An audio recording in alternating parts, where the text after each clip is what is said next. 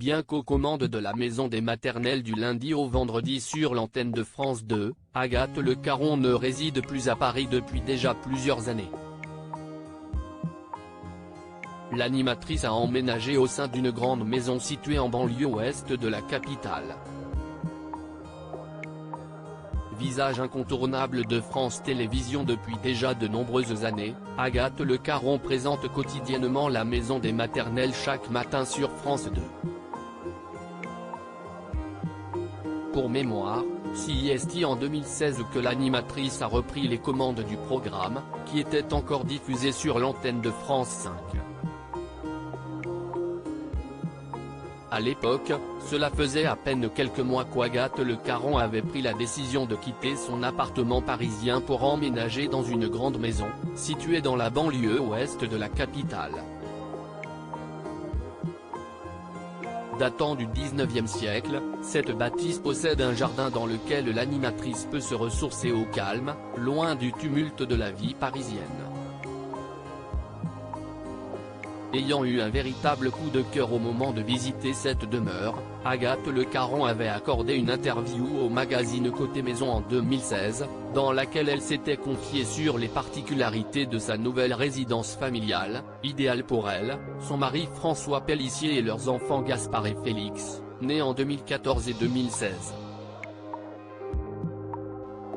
La cuisine salle à manger communique en prolongement par le salon. Totalement atypique, elle est le cœur de la maison. C'est là où tout se passe. Elle est entourée de baies vitrées qui donnent sur le jardin avec un immense hêtre magnifique. Et l'été, elle est ouverte sur la terrasse, accessible par quelques marches en bois. On a hâte de faire nos premiers barbecues dès le printemps. Pour garder le côté bucolique et rustique, elle a une dominante de bois et une table art déco, mais pas mal de styles se mélangent. C'est aussi une annexe de salle de jeu pour mon petit garçon, avait expliqué Agathe Le Caron. L'animatrice fut ensuite interrogée sur le mobilier présent au sein de cette grande maison.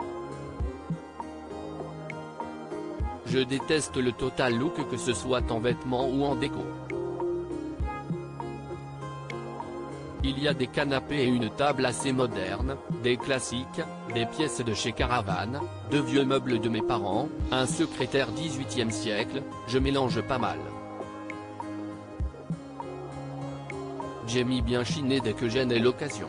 J'adore les animaux empaillés, j'ai un perroquet, une libellule et des papillons dans ma bibliothèque, avait indiqué la présentatrice, avant de se confier au sujet des couleurs qui ornaient son intérieur à ce moment-là.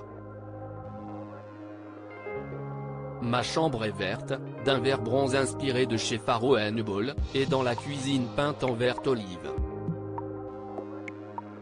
C'est très beau.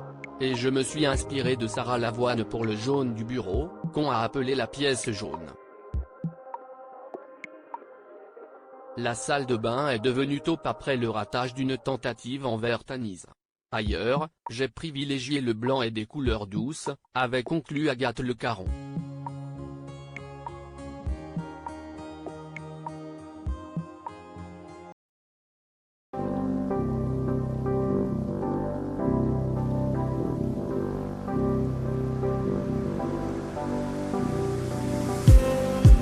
Just need